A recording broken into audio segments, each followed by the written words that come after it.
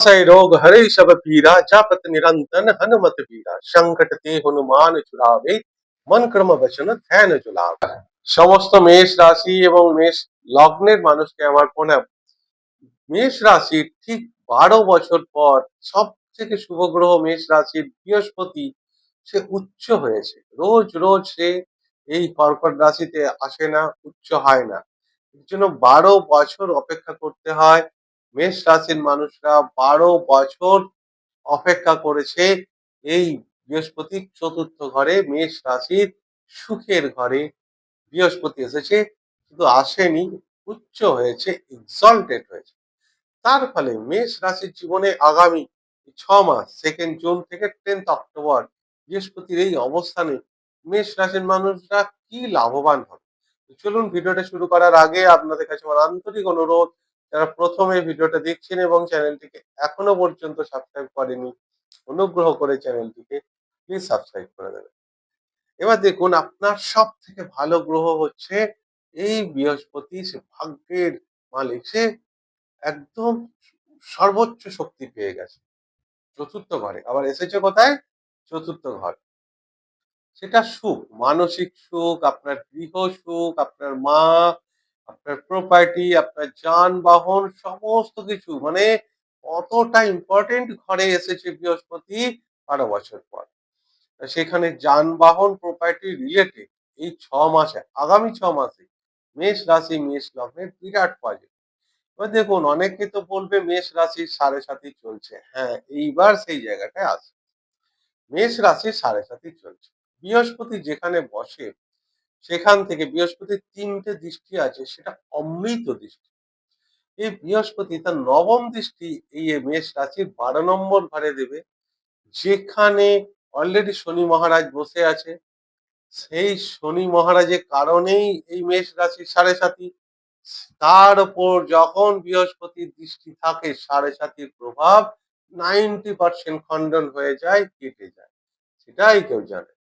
তো 7.5 থেকে আগামী মেষ রাশির মানুষরা 6 মাস অনেক রিলিফ পাবে, বিরাট রিলিফ পাবে।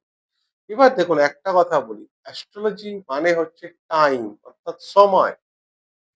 বৃহস্পতি এত ভালো জায়গায় এসেছে, কিন্তু এই যে যদি আপনার জন্ম ছক এবং দশা ভালো না হয়, অর্থাৎ এই ট্রানজিটটা হচ্ছে বন্দুকের ট্রিগারের মতো। খালি বন্দুক গুলি নেই, যতই ট্রিগার দাবান সে কোনো কাজ হবে না।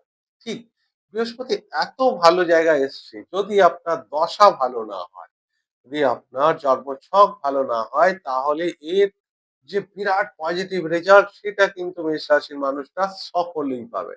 কারণ কয়েক কোটি মেষ রাশি মেষ লগ্নের মানুষ আছে। তাহলে এটা শুভাশুভ একটা মিশ্র ফল মেষ রাশির মানুষরা পাবে। এইবার বৃহস্পতি আপনার ভাগ্যের কারক, সে নিজের থেকে অষ্টমে এসেছে উচ্চ অবস্থায়। তাহলে ভাগ্য মানে আপনার পিতা, পিতা নিজের থেকে অষ্টমে এসেছে। বাবার কিন্তু এটা হেলথের সমস্যা ক্রিয়েট করবে। অর্থাৎ যদি আপনার বাবা দেখুন ছোটখাটো হেলথের সমস্যা হচ্ছে, সঙ্গে সঙ্গে ডাক্তারের পরামর্শ নেওয়া উচিত।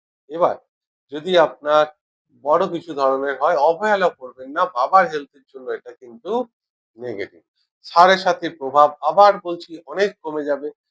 এটা আপনার যে বিজনেস, যারা ব্যবসা করে, সবাই তো চাকরি করে না, ব্যবসা করে, তার সপ্তম ঘরে, সপ্তমের দশম, ব্যবসাটা একটা বিরাট কেরিয়ার চেঞ্জের সময়। যারা পার্টনারশিপ ব্যবসা করে তাদের জন্য একটা ভীষণ ভালো সময়, নতুন করে স্টার্ট আপ বিজনেস করার জন্য। নতুন কোনো ক্লায়েন্ট আসবে আপনার কাছে, নতুন কোনো প্রজেক্ট আপনি হাতে পেতে পারেন, কারণ বিজনেসের কর্মঘর। এবং আপনার এটা জীবন সাথীর কর্মঘর। জীবন সাথী যারা দেখবেন যে নতুন করে চাকরি পেতে চাইছে, জীবন সাথী আপনার লাইফ পার্টনার, তারা কিন্তু চাকরি পেয়ে যাবে। কেরিয়ারে প্রোগ্রেস, উন্নতি, প্রমোশন, এটা আপনার জীবন সাথীর জন্য বিরাট একটা দিক, এটা লক্ষ্য করা যাচ্ছে। কারণ আবার বললাম, সপ্তমের দশম ঘর হচ্ছে এটা। এইবার সেই বৃহস্পতি আপনার কর্মঘরকেও দৃষ্টি দেবে। মেষ রাশির কর্মঘর, কেরিয়ার কি হতে পারে এখানে? এখানে আপনার দীর্ঘদিনের জব চেঞ্জ করা ব্যাপারগুলো। কারণ দেখুন অ্যাস্ট্রোলজিতে যখন আপনি আপনার সময় খারাপ যায় না, প্রচুর হার্ডওয়ার্ক করবেন আপনি, তাও সে নিষ্ফল জিরো। তার কোনো ভালো রেজাল্ট আপনি পাবেন না। প্রচুর পরিশ্রম করেও কোনো কিছু সাকসেস পাওয়া যায় না। আবার ঠিক এর বিপরীত, যখন আপনার সময় ভালো যায়, কিন্তু কোথা থেকে সবকিছু অটোমেটিক ভালো হয়ে গেল। অর্থাৎ সময় ভালো হলে কম পরিশ্রমে যোগাযোগ পরিস্থিতি সুন্দরভাবে আপনার ভাগ্যের সাফল্য নিয়ে আসে। অর্থাৎ যারা ভাবছিলেন যে বহুদিন এক কোম্পানিতে আছে, জব চেঞ্জ করবেন, জব সুইচ করবেন, চেঞ্জ করবো, হচ্ছিল না, সুযোগই হচ্ছিল না, এত ইন্টারভিউ দিলেন, কিছু না কিছুর জন্য সেগুলো ফেল হয়ে যাচ্ছিল। তো দেখবেন এই সময় ভালো হলে আপনার কোনো পুরনো বন্ধু হঠাৎ করে তার সঙ্গে যোগ সাযোগ হয়ে গেল, সে আপনার কে রেফারেল দিল তার কোম্পানিতে, আপনার সিভি শর্টলিস্টেড হয়ে গেল, তো আপনার ইজিলি সেই ব্যাপারগুলো জীবনে পরিবর্তন হলো। এটা হচ্ছে কেরিয়ারে বিরাট একটা পজিটিভ দিক, বৃহস্পতির দৃষ্টি কর্মঘরে আছে আপনার, অত্যন্ত ভালো কেরিয়ারের জন্য। কারণ মেষ রাশির বিশেষ করে যারা পুলিশ, আর্মি, এয়ারফোর্স, নেভি এইসব কোম্পানি মানে এই সেক্টরে আছে, ক্রীড়া জগতের সঙ্গে যারা আছে, তাদের জন্য এটা অত্যন্ত ভালো একটা সময়। কেন? কারণ 6 নম্বর ঘর হচ্ছে এই লড়াই ঝগড়া কম্পিটিশন এবং আপনার এই খেলাধুলা, পুলিশ, আর্মি, এয়ারফোর্স, তার 11th হাউস হচ্ছে এই চতুর্থ ঘর, 6th এর 11। তো 6 নম্বর ঘরে বিরাট গেইন, 11 নম্বর ঘর মানে লাভ, সে গেইন আপনার হচ্ছে তাদের। এবং যারা মেডিকেল লাইনে আছে, যারা ল নিয়ে প্রফেশন, তাদেরও এই 6 নম্বর ঘর, সেখানে একটা বিরাট গেম, মামার বাড়ি থেকে একটা বিরাট গেম, যারা কুকুর, বিড়াল, পশু পাখি পোষে বাড়িতে এবং সেটা থেকে তাদের জীবিকা এবং বিজনেস, তাদের থেকে একটা বিরাট গেম এই 9 নম্বর। এবং এটা অষ্টমে, চতুর্থ ঘর হচ্ছে অষ্টম ঘরের ভাগ্যস্থান। যেরকম ভাগ্যের অষ্টম স্থান এটা, সেরকম অষ্টমের ভাগ্যস্থান। অষ্টম ঘর যারা পিএইচডি করছে, রিসার্চ ওরিয়েন্টালে আছে, যারা আপনার ইন্স্যুরেন্সের কাজে যুক্ত আছে, যারা কয়লা কোম্পানিতে, তেল কোম্পানিতে মানে ইন্ডিয়ান অয়েল বা কোল ইন্ডিয়াতে গভর্নমেন্ট সেক্টরে আছে, তাদের জন্য ভীষণ ভালো।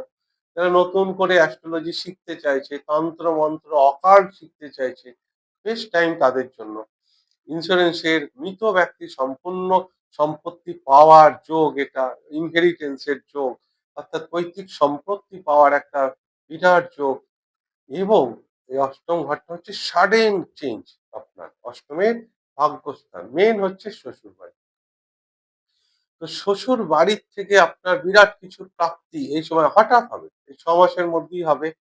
হঠাৎ হঠাৎ আপনার প্রাপ্তির যোগ, যেটা আপনি, যেটা কোনো সময় আশাই করেননি, আপনার মাইন্ডে নেই, আপনি কোনোদিন ভাবেননি, যে আকাশ থেকে পড়ছে বিনা মেঘে বজ্রপাতের মতো ভালো জিনিস। কারণ বৃহস্পতি কাউকে খারাপ কিছু দেয় না।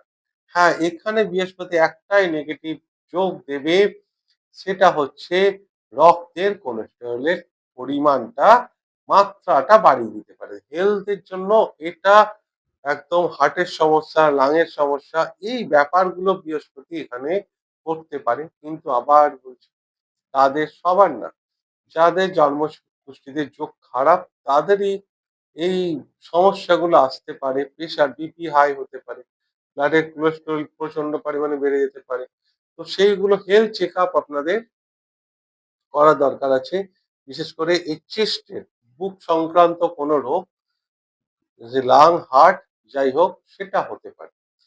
এছাড়া বৃহস্পতি আপনার 12 নম্বর ঘরে যখন দৃষ্টি দেবে, এটা যারা নতুন করে ইউটিউব, ফেসবুক, ইনস্টাগ্রাম থেকে অর্থ রোজগার করতে চাইছে, তাদের নতুন করে এটা শুরু করার জন্য একদিকে যতটা ভালো, সেরকম যারা আবার পড়াশোনা করে বিদেশে যেতে চাইছে, বিদেশে পড়াশোনা করতে চাইছে, বিদেশে চাকরি পেতে চাইছে, আহ কনসালটেন্সির মাধ্যমে, বিভিন্ন কনসালটেন্সির মাধ্যমে যারা বিদেশে যেতে চায়, নিজেদের কেরিয়ার তৈরি করতে চায়, এটা বৃহস্পতি তার নবম দৃষ্টি 12 নম্বর ঘর, যেখানে শনি বসে আছে, এই শনি যেখানে বসে সেই জায়গাটাকে ডিস্টার্ব করে।